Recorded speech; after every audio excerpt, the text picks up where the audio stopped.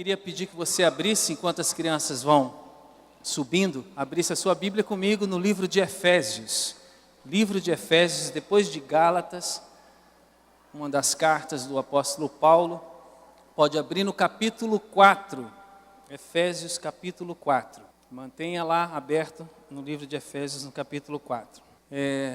Vamos orar mais uma vez. Enquanto você abre, eu quero orar mais um pouquinho. Deus, muito obrigado mais uma vez, Deus, pela alegria da comunhão contigo, a alegria da comunhão com os nossos irmãos. Obrigado por nos trazer, Deus, nesse lugar, nessa noite.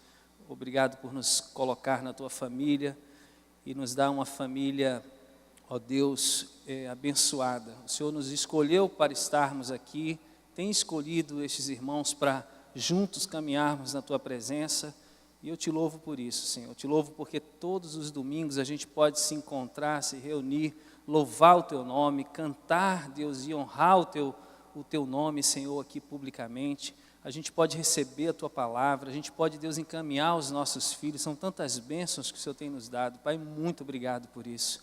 Obrigado por ser, como nós cantamos nessa noite, não apenas o nosso Pai, mas o Senhor é o nosso defensor, o nosso protetor, aquele que cuida de cada um de nós. Eu te louvo por isso, Senhor, pela segurança que o Senhor nos dá, ó Deus, ao andarmos na tua presença. Muito obrigado. Fala um pouco com a gente nessa noite, um pouco mais, além daquilo que o Senhor já tem ministrado no nosso coração. É a minha oração em nome de Jesus Cristo, que o teu Espírito abra o nosso coração, a nossa mente, e que nos ajude a internalizar a tua palavra, Senhor, para que a gente também seja fortalecido por essa palavra e possa ser usado pelo Senhor, em nome de Jesus, amém.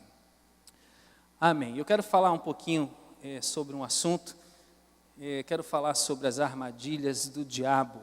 Não é a pessoa a quem eu gosto mais de me referir, mas a gente não pode deixar de falar dele, porque ele é um ser verdadeiro, real, espiritual e que faz parte da nossa caminhada, a gente não só conhecê-lo, mas lutar contra ele. E a carta de Efésios é uma carta muito interessante, porque Paulo fala sobre muitas coisas, fala sobre a revelação do plano de Deus de uma forma bem ampla para a vida dos discípulos de Jesus. Aí na primeira parte da carta de Efésios, você vai encontrar Paulo ensinando sobre a transformação que acontece na vida daqueles que se encontram com Deus. Ele toma ali uns primeiros 3 capítulos. Na segunda parte dessa carta, ele vai ensinar sobre como um homem transformado deve viver a sua vida aqui na sociedade, viver entre os outros seres humanos, como é a vida desse homem. Mas no finalzinho da carta, Paulo vai falar sobre a batalha espiritual. Uma batalha que todos os filhos de Deus, todos, não há exceção, precisam enfrentar. Então, Paulo cobre as 3 principais dimensões da nossa vida. Ele fala da relação minha e sua com Deus, da relação que nós temos que ter com as outras pessoas, de um modo geral, porque ele trata do casamento, da família, do trabalho, mas ele fala também dessa dimensão bem espiritual que é do nosso confronto, né, nessa guerra contra o diabo. E Paulo nos alerta de forma muito eu diria assim, clara acerca dessa pessoa, porque ele é uma pessoa realmente, porque ele, Paulo, já tinha tido muitas experiências, né, por conhecer a natureza e a personalidade do diabo. Ele mesmo já tinha enfrentado diversas situações ruins, desagradáveis no ministério dele e contra a própria vida dele. Então ele faz esse alerta e hoje eu queria também alertar você e a mim e lembrar a você que nós estamos no meio de uma situação espiritual, de guerra espiritual. Tudo que o Maurício falou que está acontecendo em Curitiba, São Paulo, Foz do Iguaçu e ao redor do mundo, é reflexo da existência do diabo e da falta de, vamos dizer assim, de uma experiência mais profunda das pessoas ou de uma experiência verdadeira das pessoas com Jesus. Não estou falando da igreja, das pessoas de um modo geral. Porque existe o império das trevas e existe o reino da luz, o reino de Deus. Então, assim, por mais que a gente saiba que nós somos filhos de Deus, é importante a gente lembrar que essa batalha é contínua. Você foi escolhido por Deus, foi redimido por Jesus, você foi selado pelo Espírito Santo, eu sei disso. A sua salvação é pela graça, a minha também. Que mais? A Bíblia diz, Paulo, nesse livro de Efésios, que a gente se tornou cidadão do céu. Nós somos cidadãos do céu, embaixadores de Cristo. Somos família de Deus, membros do corpo de Cristo. E ele diz ainda na carta de Efésios, são expressões que lendo a carta eu tirei e marquei, que nós somos filhos queridos do Pai. Contudo, a gente tem que ser sensato, sóbrio e vigilante, porque em todo tempo o inimigo que não descansa vai tentar vir contra a nossa vida, contra a nossa família de alguma forma. A gente tem que enfrentar ele. Então é importante que a gente tenha consciência disso, e é importante que a gente fique atento, porque às vezes essa percepção ou esse conhecimento de que nós somos escolhidos, servos, protegidos e abençoados com todas as sortes de bênção em Cristo Jesus, faz com que às vezes a gente se sinta um pouco acomodado ou seguro demais. E na mesma carta que Paulo fala de todas essas bênçãos, ele faz 2 alertas sobre essa batalha espiritual que a gente tem.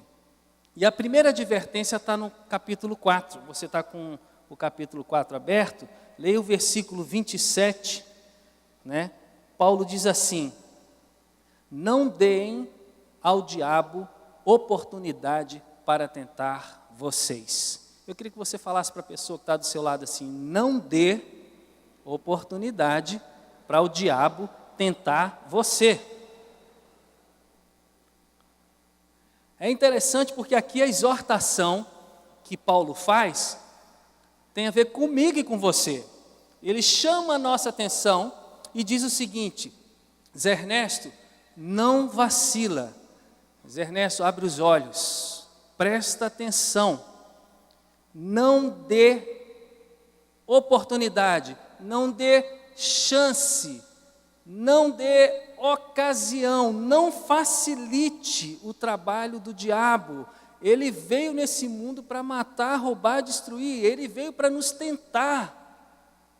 E toda tentação vem do diabo, porque Deus não tenta ninguém, e toda tentação tem uma única finalidade: acabar com a sua vida e com a minha vida, acabar com a nossa moral, acabar com o nosso testemunho, nos fazer contrários à vontade de Deus, nos fazer pessoas revoltadas com Deus.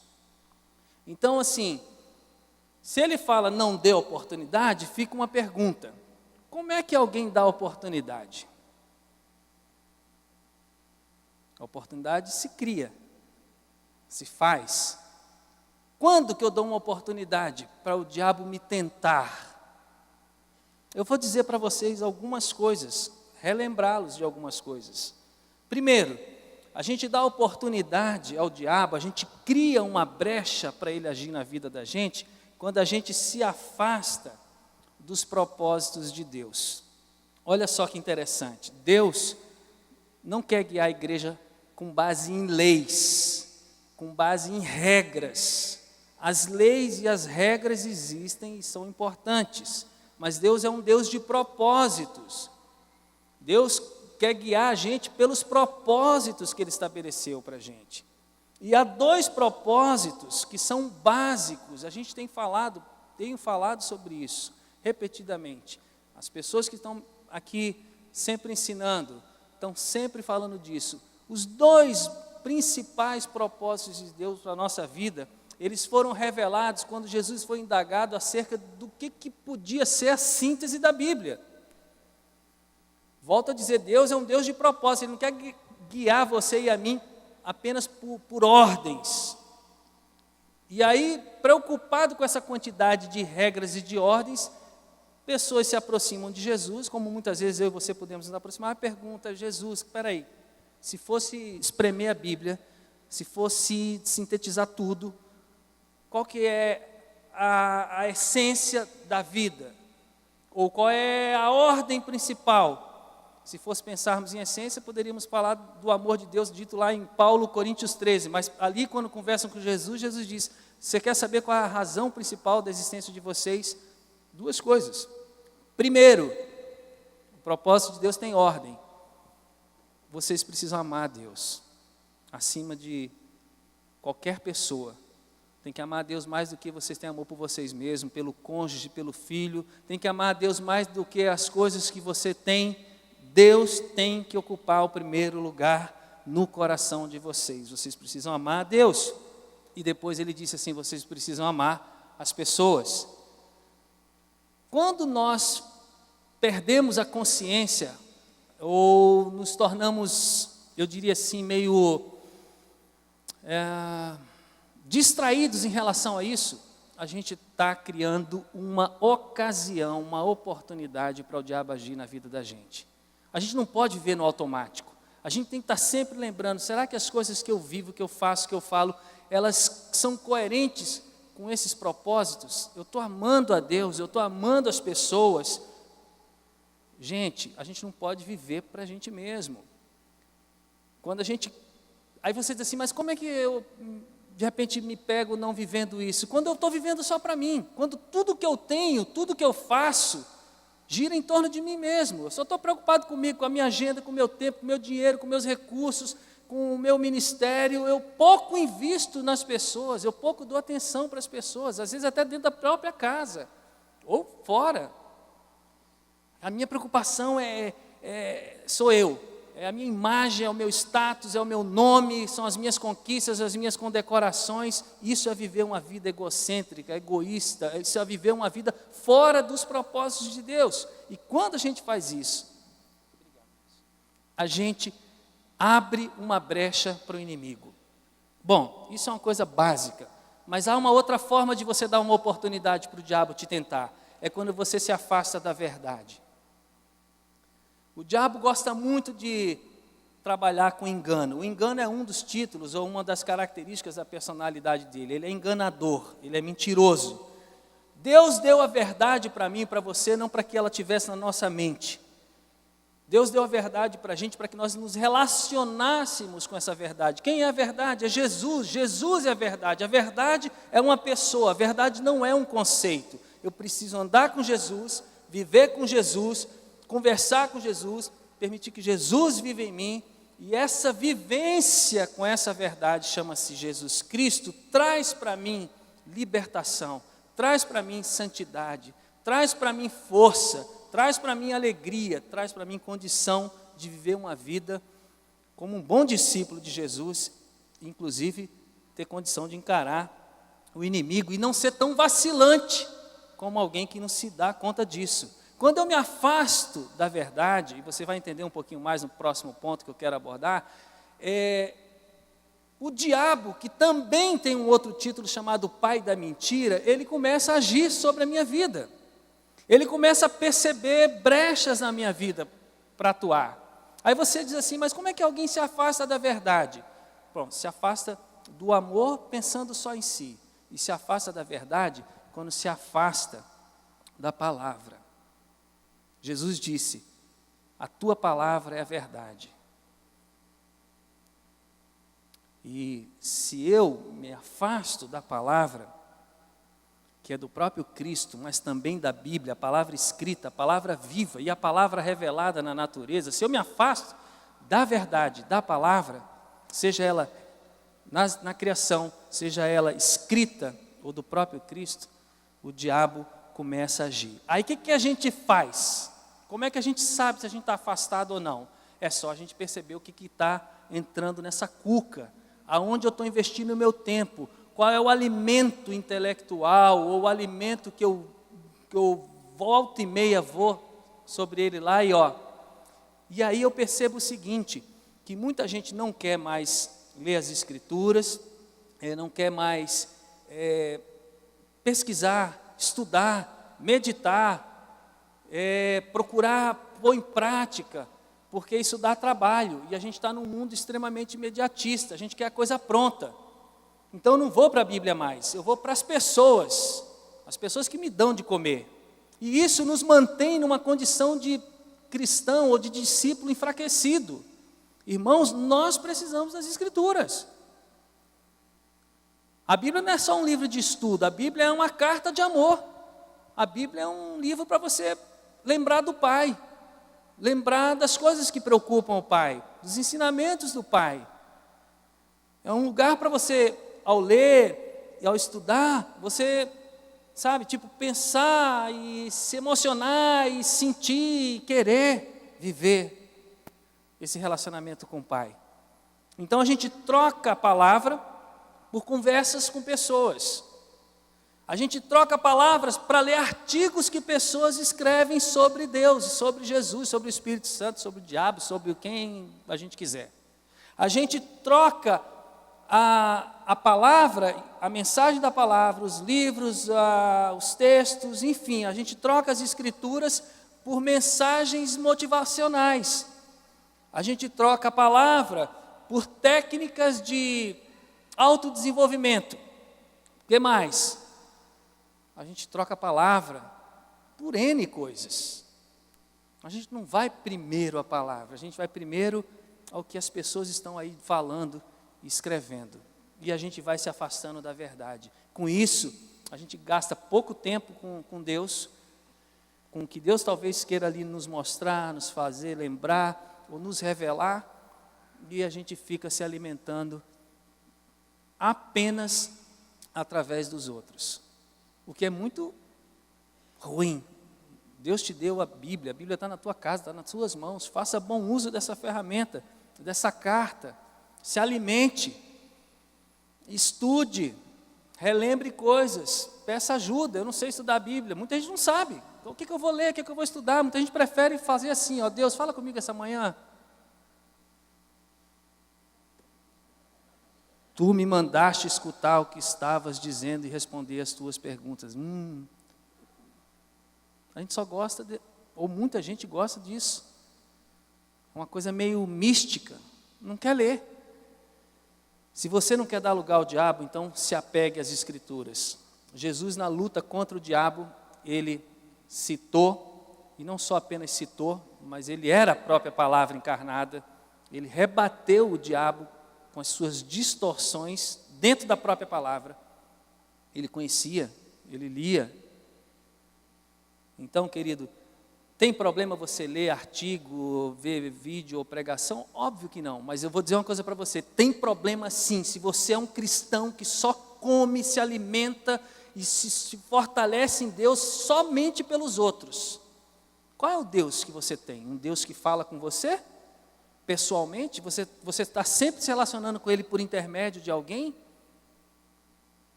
Deus tem o Espírito Santo. Deus tem os irmãos para que você possa sentar. Pede lá, como é que eu faço para meditar nas Escrituras? O que eu posso ler? Como é que Deus vai falar comigo através da palavra? Aprenda a fazer isso. Isso é muito importante. E se a gente se torna apenas ouvinte, que normalmente é o que faz as pessoas que só querem ouvir mensagens postadas. Por quê? Porque ela senta, põe lá o vídeo e fica ouvindo, ela não se torna praticante. Porque prática dá trabalho, irmão.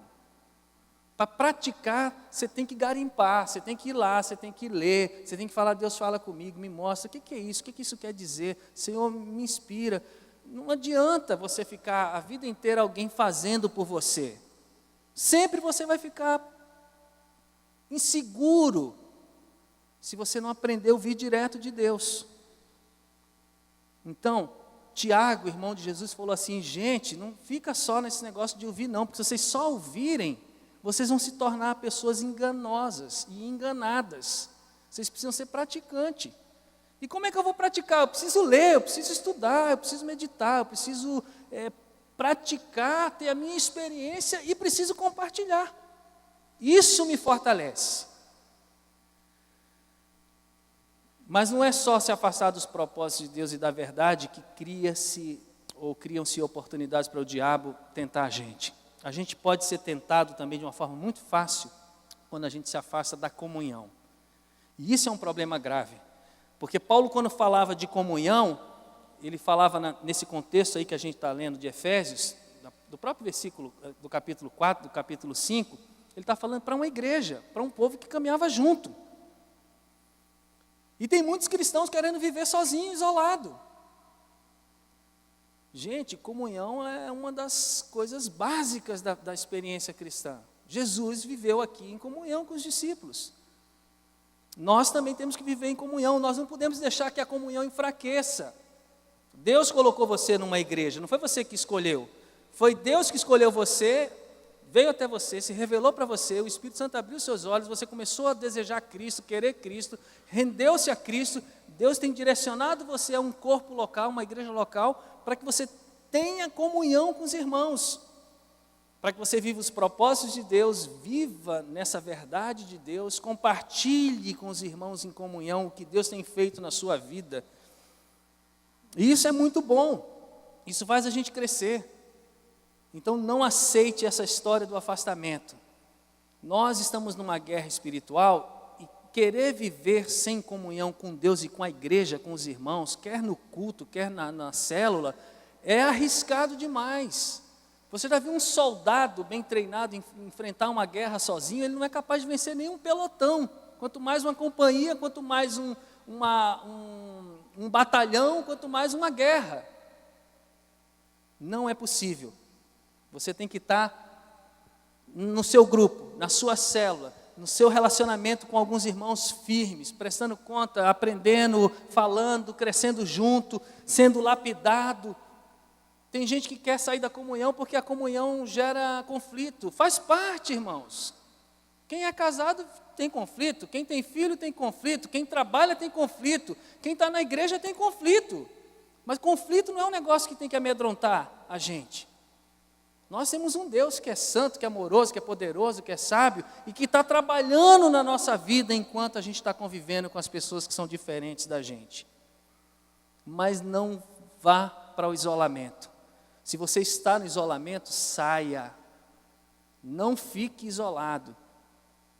Tem muita gente se expondo extremamente porque se isola profundamente e depois, gente, às vezes é difícil você resgatar. Às vezes é difícil você resgatar a pessoa para a comunhão. Eu não sei o que acontece. Muita gente não quer mais viver em comunhão com a igreja.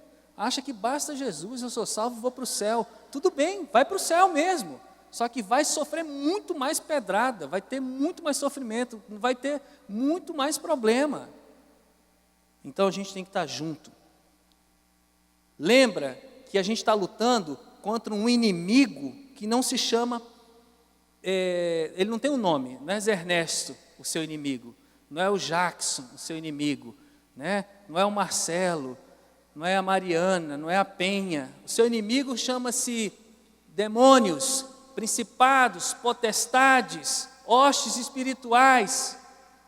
Esse é o exército que Satanás tem, príncipe das trevas. Paulo fala lá, no capítulo 6, a gente vai ver daqui a pouquinho. Esse é o exército com quem você está lutando, que muitas vezes pode estar tentando destruir a vida de um irmão, e esse irmão está desequilibrado, descompensado, e esse irmão também gera estresse para você, mas não importa, o seu inimigo não é o seu semelhante, o seu inimigo é espiritual. Paulo disse claramente, a gente não luta contra as pessoas, a gente luta contra principados, potestades. Aí ele falou, príncipe das trevas, hostes espirituais, demônios. É um exército bem estruturado. E como é que a gente vai vencer sozinho? Como é que a gente vai vencer só ouvindo mensagens na internet? Gente, não tem como viver igreja sem comunhão. Com todo amor, com toda sinceridade, se as pessoas quiserem, as pessoas são livres. Ninguém vai amarrar ninguém dentro de um prédio, dentro de uma célula, dentro de um relacionamento. Não. Mas assim, é muito arriscado. Você não está só botando a sua vida em risco, mas seu casamento, está botando em risco muitas coisas, seus filhos. Não aceite esse estilo de vida que não tem nada a ver com o evangelho, nem com a vida de um discípulo de Cristo. Nem Jesus viveu desse jeito. Jesus não precisava de ninguém se fosse pensar assim, mas ele viveu com gente com defeito, com opiniões diferentes, com problema. Teve vários conflitos dentro da equipe de Jesus, do grupo de Jesus, da célula de Jesus. Na igreja sempre existiu conflitos e a gente tem que estar junto. O amor, por isso que eu falei em primeiro lugar, o amor tem que estar acima disso. Se possível, tenha paz com todos, mas não saia da comunhão. Amém, irmãos? Amém? Outra coisa, não subestime o diabo, não subestime a capacidade do diabo de criar armadilhas. Gente, essa é uma outra forma que a gente pode dar lugar para o diabo tentar a gente. A gente não precisa achar que o diabo tem as costas tão largas que ele é culpado de tudo, que ele é super poderoso, que ele luta no mesmo nível de igualdade com Deus, com Jesus. Não, ele não é essa figura. Ele não tem esse poder todo, ele foi criado também. Mas ele também não é um Zé Ninguém. Ele não é um coitadinho que não sabe o que faz, que não tem força nenhuma, que qualquer cristão chega para ele e humilha ele. Não pense isso, porque isso é enganação, isso é mentira. Se você pensa assim, você já está vivendo no engano. Paulo disse, não deem oportunidade para o inimigo, para o diabo tentar vocês. Porque se vocês ficarem dando oportunidade, ele vai vir para cima, porque ele é como um leão que anda ao derredor das pessoas, de um modo geral, inclusive da igreja, tentando tragar essas pessoas, arrebentar com a vida delas. Então assim, cuidado, ele é ótimo em criar armadilhas, ele é perito em enredar as pessoas. Aliás, o diabo ele cria e utiliza muito bem as redes. Não são só os pescadores que usam rede, não só Jesus ensinou a gente a usar rede, né? Mas o diabo é ótimo em rede. O cara é fera. Ele cria suas próprias redes. Ele tem as suas próprias estratégias. Ele é um ser e uma criatura angelical, e segundo a Bíblia, ele era a mais alta criatura angelical. Então ele entende muito bem de relacionamento, entende tanto que quando ele resolveu se rebelar e ser igual a Deus, ele conseguiu simplesmente arrastar 1/3 dos anjos com ele. Será que o diabo entende de rede? Entende muito bem de rede. Ele entende muito bem de rede. E as redes satânicas, elas são capazes de destruir vidas, de ligar pessoas, elas são diretas, vindas das profundezas do inferno. O diabo tem amarrado gente, amarrado os pés de pessoas, as mãos de pessoas, os olhos das pessoas, ele tem amarrado a boca das pessoas através das suas redes. Sabe como que é rede, né, irmão? É aquelas coisas cheias de gomo, né? Pode ser feita de corda, de nylon, de vários tipos. De repente você se emaranha ali, não consegue se mexer e se bate, e tem gente que morre presa naquela rede. E tem milhões de pessoas no mundo usando as redes que o diabo cria e negociando dentro dessas redes as suas próprias vidas. Morrendo aos poucos, sem se dar conta que estão presas numa rede. Eu quero citar algumas redes para você, que o diabo faz. Por exemplo, chama-se uma delas, rede de imoralidade. Será que tem pessoas presas na rede de imoralidade? A rede de imoralidade é onde existe o que? A pornografia, onde existe a prostituição, onde existem os adultérios, onde existem as negociações relacionadas a esse tipo de escravidão. Tem muita gente presa nessa rede, fora e dentro da igreja. Tem gente presa na rede da morte. Sabe o que é a rede da morte? A rede da morte é onde tem terrorismo, é onde tem atentado, é onde tem encomenda de homicídio, é onde tem suicídio. Essa é uma rede. Baleia azul, o que é? Uma rede. Era, na verdade, não uma rede, mas um jogo dentro dessa rede chamada rede da morte. Quem que inventou? O diabo, dando ideia para jovens fazer aquilo lá, envolvendo muitos outros jovens que, infelizmente, por alguma situação da vida, por falta de alguma coisa de Deus, sobretudo, provavelmente, ou enfim, de acompanhamento, de ter gente preocupada com a vida daquela pessoa, uma pessoa fragilizada, entra, não sabe sair e morre. Mas não só tem essa rede, tem a rede do comércio ilegal. A rede do comércio ilegal, sabe qual é? É aquela onde existe a negociação de armas, de órgãos, de pessoas, de drogas. Tem muita gente envolvida com isso, sem saber que está envolvido com isso. Eu pensei que aquilo que eu estava fazendo, aquele comércio, era daquilo, mas na verdade não era aquilo, era outra coisa, aquilo era só uma fachada. Você está vendo que a gente não pode subestimar o inimigo? E a gente precisa de Deus, da verdade, da comunhão, porque senão a gente cai nessas redes. Existe a rede de corrupção. Eu até queria falar, comentei com o Maurício essa semana, falei, Maurício, eu queria compartilhar na igreja sobre exploração, poder e morte. 3 palavras que vêm no meu coração. Comecei a escrever, quando foi ontem, mudou tudo a minha cabeça e Deus me dirigiu para falar sobre esse assunto. Cuidado com as armadilhas do diabo. Mas existe a rede de corrupção. A rede de corrupção, ela se alastra principalmente através da política e do comércio. Quantas pessoas estão já presas à rede da corrupção? Você quer ver uma rede terrível? E a última que eu quero citar agora é a rede do engano religioso, onde existem as vãs filosofias, as seitas, as religiões, e muita gente se perde nesse mundo. Talvez você fale assim, mas eu não uso WhatsApp, eu não uso YouTube, eu não uso tecnologia. Não pense que o diabo é tão bobo. Ele usa todos os recursos, ele é um estrategista, ele usa pessoas. A gente que participou do, como é que chama lá, aquele negócio em Maringá? Vocari, que a gente foi em Maringá, a gente teve algumas oficinas bem bacanas, mostrando como que o diabo alcança bastante jovens, homens e moças, para a prostituição. Ele não precisa só de tecnologia, ele se apresenta muito bem como pessoa, usando uma pessoa, evidentemente, né? Então, assim, gente, a gente tem que abrir os olhos. O diabo está enfraquecendo, a Thaís estava falando aqui, orando, Deus, não deixa que a gente seja morno. Tem muita gente morna porque já está se batendo nessas redes. Sinceramente, se batendo nessas redes, literalmente. Nem percebem que já estão meio que se prendendo nisso, está sempre se justificando, sempre achando uma desculpinha para dizer que não é bem isso. É como se aquela pessoa que tem um problema diz assim, não, eu não sou viciado, eu tenho controle. Não tem mais controle, você acha que tem o controle. O controle não está na sua mão. Quem tem controle é Deus. E fora de Deus, o próprio diabo, ele é um descontrolado. E é isso que ele faz com a vida das pessoas.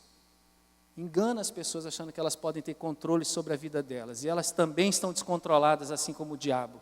Lamentavelmente. Então, assim, não se iluda, nem eu, nem você, que ele só precisa de rede social ou de tecnologia para prender a gente em qualquer uma dessas redes. O bicho, o Satanás, ele é cabuloso, gente. O bicho é sorrateiro. Ele é sem vergonha. Ele é enganador. E ele não vem para outra coisa a não ser para destruir a vida da gente. A gente tem que cuidar. Não dê oportunidade.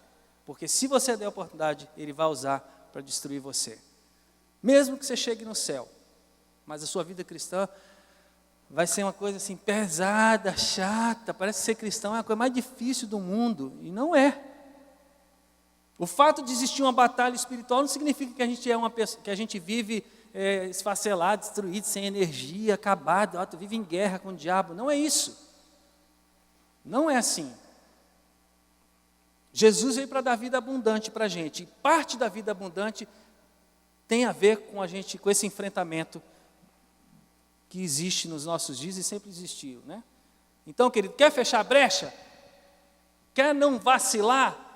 Fique firme no propósito de Deus. Fique firme e pule de cabeça, leia a palavra, estude a palavra, medite na palavra, procure viver a palavra, compartilhe a palavra, leve a palavra a sério.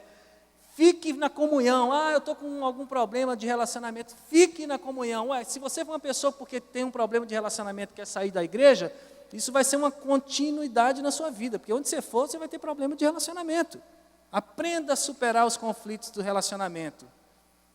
Fique firme na comunhão com Deus, na comunhão com os irmãos. Não desista. Deus não desiste de você, não desista de Deus, não desista da igreja do Senhor.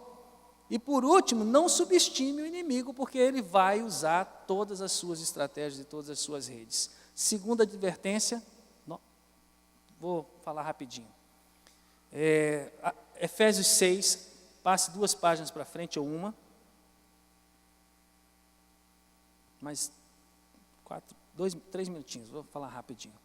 Diz Efésios 6, versículo 11, para finalizar então. que a gente tem a ceia ainda, Paulo diz assim: vistam-se com toda a armadura que Deus dá a vocês, para ficarem firmes contra as armadilhas do diabo. Então, eu não devo dar lugar, e eu devo me vestir com tudo que Deus dá, ou seja, os equipamentos que Deus me dá, para poder ficar firme. Uma parte é minha, de não dar espaço nem vacilar. A outra parte é o seguinte: mesmo que eu não dê espaço, não vacile, não crie ocasião ou oportunidade, o diabo vai botar armadilha na minha caminhada. Mas se eu estiver guardando as coisas que eu falei para vocês ali atrás, eu vou superar e vou passar por isso. Então, vistam-se com a armadura de Deus. Eu não vou falar de armadura de Deus, vou falar para você o seguinte. Em outras palavras, deixe que Jesus, a gente podia falar sobre cada ponto dessa armadura aí, mas não é o caso. Em outras palavras, é o seguinte: tome Jesus a sério, deixa Jesus colar em você. Pensa numa armadura que cabe bem na pessoa e ela está bem firme, forte. Aquilo está bem seguro nela, ela está bem equipada. Pense nisso. Jesus tem que estar colado em você e você tem que estar colado em Jesus. É um relacionamento, é uma unidade, uma coisa firme, é uma conexão séria, profunda. E se isso é fato, aí sim, aquelas coisas que fazem parte daquele equipamento do soldado vão, eu diria assim, se desenvolver na sua vida e na minha vida, que são a verdade, a justiça, o evangelho, a fé, a mente de Cristo, a própria palavra. Tudo isso, quando eu estou colado com Jesus e Jesus em mim, vai fazer parte da minha vida, e aí sim eu me torno uma pessoa nele, em Jesus, com condições de enfrentar esse mundo espiritual. Não sozinho, nunca sozinho. Então, gente, não dá para brincar, não dá para desperdiçar tempo, não dá para exaltar o diabo, mas também não dá para achar que ele é um banana, porque a coisa é séria, a gente tem que estar conectado. E a vontade de Deus sabe o quê? É deixar sempre o diabo debaixo dos seus pés. Vocês lembram de Romanos 16, né? Que diz o quê? Que é Romanos 16, 19, diz: ser excelente no que é bom e inocente para o mal, e o Deus de paz esmagará a Satanás debaixo dos nossos pés. Eu queria que você ficasse de pé para a gente orar. Eu vou passar a palavra para o pastor Cleverson.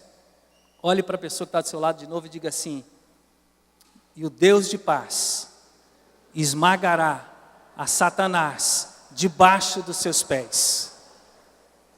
Amém? Senhor, toma, Senhor, as nossas vidas, reveste a cada um de nós aqui, Deus, com essa vida interior, poderosa, verdadeira de Jesus. Que Jesus, ó Deus, seja a nossa realidade, seja a nossa vida. Senhor, que Jesus nos conduza pelo Teu Espírito a vivermos o Teu propósito, a vivermos a Tua verdade, a vivermos em comunhão, a Deus, e a sermos soldados comprometidos com o comandante que é Cristo. Senhor, usa as nossas vidas. Ó Deus, tu és o nosso comandante, Tu és o nosso protetor, o nosso defensor. Usa as nossas vidas, Deus, para que o Teu reino cresça e para que o diabo, Deus, seja envergonhado. Ó Deus, para que o império das trevas seja saqueado. Ó Deus, usa as nossas vidas para a glória e para a honra do Teu santo nome, em nome de Jesus. Amém. Amém.